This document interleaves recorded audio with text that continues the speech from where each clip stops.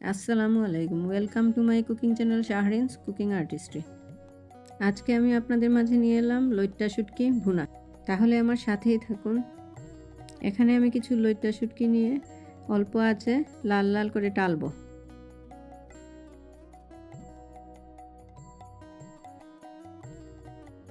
এখন আমি শুটকিগুলো ঠান্ডা পানিতে ভালো করে পরিষ্কার করে নেব। 6 থেকে 7 বার আমি এটাকে ধুবো, তাহলে আর বালু থাকবে না।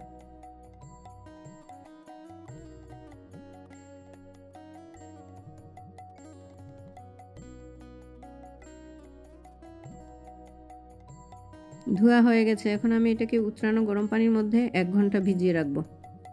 এতে করে শুটকিগুলো একদম সফট হয়ে যাবে।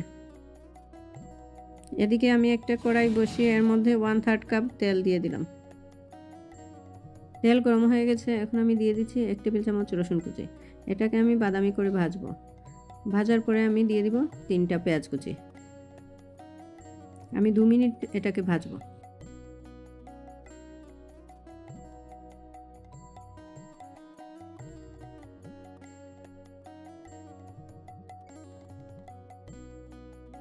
এখন আমি দিয়ে দিচ্ছি 2 চা চামচ পেঁয়াজ বাটা, 1 চা চামচ রসুন বাটা দিয়ে ভালো করে এটাকে আমি কষাবো।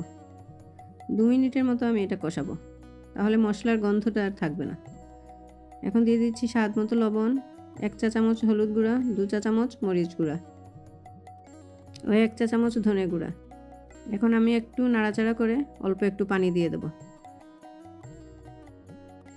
এখন আমি এটাকে ভালো করে কষাবো, তাহলে আর মশলার গন্ধটা থাকবে না। মরিচের গুঁড়ো আপনারা বাড়িয়ে কমিয়ে নিতে পারেন। শুটকিতে একটু ঝাল বেশি হলে ভালো লাগে, তাই আমি মরিচ 2 চামচ দিয়েছি।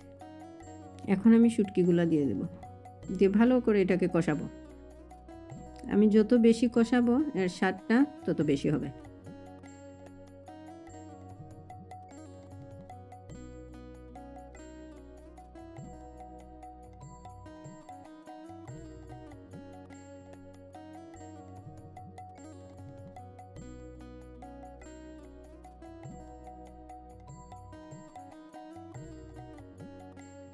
কষানো হয়ে গেছে। এখন আমি দিয়ে দেব 1/2 কাপ পানি।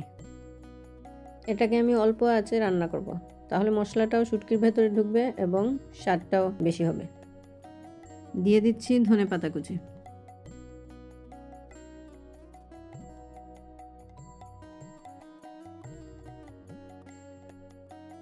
রান্নাটা প্রায় হয়ে গেছে। দেখতে কেমন হয়েছে কমেন্ট করে জানাবেন। আপনারাও এভাবে ট্রাই করে দেখবেন এটা কতটা সুস্বাদু। আর রেসিপিটি যদি আপনাদের ভালো লেগে থাকে তাহলে একটা লাইক ও সাবস্ক্রাইব করতে ভুলবেন না প্লিজ। আর এতক্ষণ যারা আমার সাথে ছিলেন তাদেরকে অসংখ্য ধন্যবাদ।